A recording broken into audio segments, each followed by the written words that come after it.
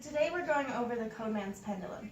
This is to extend your range of motion and flexibility after a shoulder dislocation. Okay. So what you're going to do is you're going to put your knee here, and you want to be as straight as possible. Keep your back straight, your hand flat on the table, with your injured arm dangling right in front of you. A common issue is people make their arm go out of their line of sight. You don't want that. You want to keep it in front of you, going in a clockwise motion, and then a counterclockwise motion in a circular motion. You're going to want to have to do that for about 1 minute clockwise and then 1 minute counterclockwise. After a couple weeks, you can go on to progress. Okay. And you're going to want to take even just a soup can. It's about 1 pound. It's a little heavier than just your natural hand. Okay. You're going to go back again, and you're going to do it again for 1 minute, doing a circular motion, not letting it leave your range of sight. And then you're going to go again for 1 minute counterclockwise. Okay. Okay. Okay, so now you go ahead and try. Okay. Make sure your back's very straight. There you go. Get your foot a little closer to your knee. There you go. Okay. Now go ahead and do a counterclockwise motion in a circle. Is that in your range of sight? Yes. Okay, so keep it out in your range of sight. There you go. Okay, and you're going to want to do that for 1 minute a day, both sides, or both ways. And then, make sure it stays in your range of sight. Okay. And you're going to want to do that 4 times a day. Okay. All right. Okay. Now we're going to work on strengthening your scapular joint as well as fine-tuning your stability of your glenohumeral joint. Okay. So in order to do that, we're going to start with these 2 medicine balls. They're 2 pounds. I'm sorry. I'm wrong. We're going to start with these cans. Together Okay. they're about 2 pounds, but separately they're only 1. Okay. You're going to go ahead and go forward like so, and you're just going to raise and lower. Raise and lower. And you have a slight tilt in, but you don't go backwards. Okay. So why don't you go ahead and try that?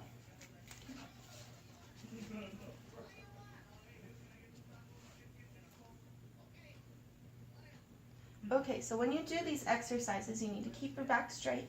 Okay. Not overly straight though. Okay. There you go. And then go ahead and just focus on bringing them up and around. There you go. Up and around. So when you do these also, it's going to be about 4 times a day as well, with anything that weighs about 1 pound. So you can use a soup can, a dumbbell, little weights, or medicine balls. Okay? All right, and then as a progression, you'll want to move up in weight. Okay. In a longer time period. Okay. So what you're going to want to do is just keep doing the motion, but with 2 pounds, and then you're going to go on to about 2 minutes. Okay. Okay. Okay. Make sure not to go backwards though, because that is a common issue. Okay. Okay, so now that we're later in your rehabilitation, I'm going to teach you some plyometric activities. Okay. So this really can only be done later on when your shoulder is a little bit more healed. Okay. It's meant to facilitate in the concentric contraction, so you don't have to worry about if you're going too fast through it. Okay. So what you're going to want to do is lay down on the floor, and we're going to start you off with a 2 pound ball, and you're just going to go for 1 minute, and you're just going to lightly push it up in the air. This is called weighted ball loss. Okay? Okay. And you just keep pushing up and down. Just like that. Okay? Okay. So now we're going to have you go ahead and try that.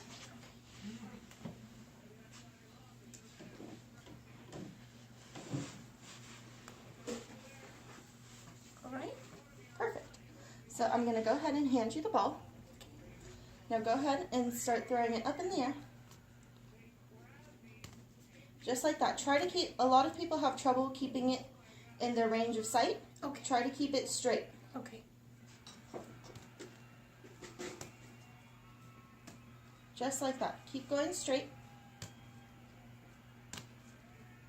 Perfect. Okay. So then So then, once you get a little better at it, you're going to go ahead and to further progress on into the rehabilitation, we're going to move you on to a 4-pound ball. Okay. And you're just going to keep doing the exact same thing. Remember to keep the ball in your range of motion. And it's just going straight up and straight down. It should just go straight and down. Not to the side, not to the forward, and not backward. Okay. Okay, so why don't you go ahead and try this one? Okay.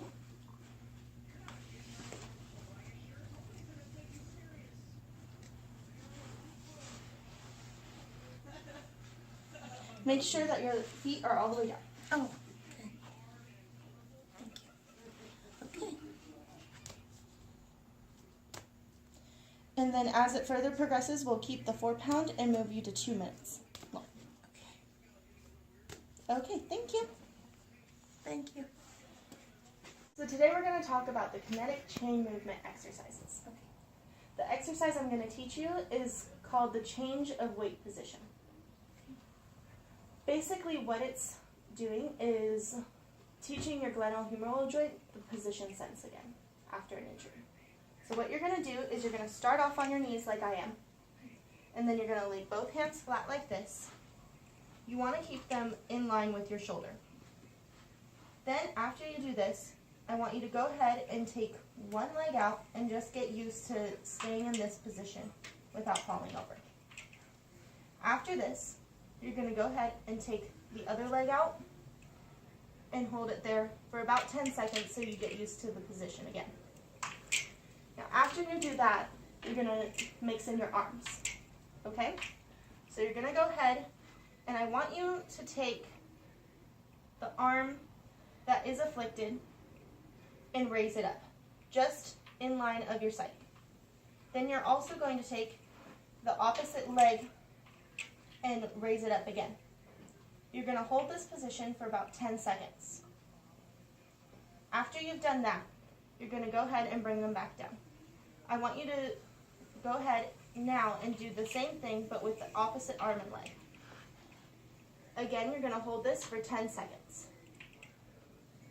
After 10 seconds is up, you're going to keep doing this exercise for a time. So now let's go ahead and have you try it.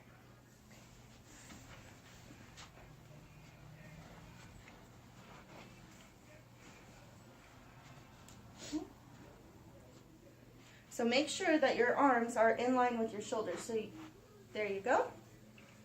Perfect. Okay, make sure your back's straight. So just hold that till you're used to that position and you can hold it. Okay, now go ahead and try again with the other leg.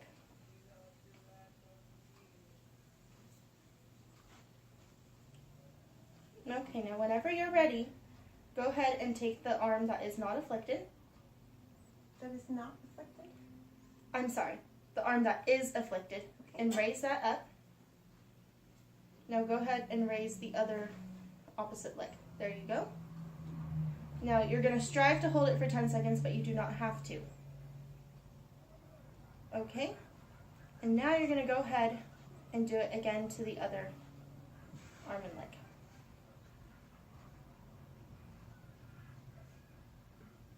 Perfect. Now, for this, you actually do not take a weight or anything. You're just going to go ahead and add more time to it. Okay. That way, as you go longer, you are able to tighten your core and make sure that your glenohumeral joint is making a motion sense. Okay. Could you tell me the sets and reps again? Yes. You're going to do this again for 10 seconds for about a minute, 4 times a day. Okay. Thank you. No problem.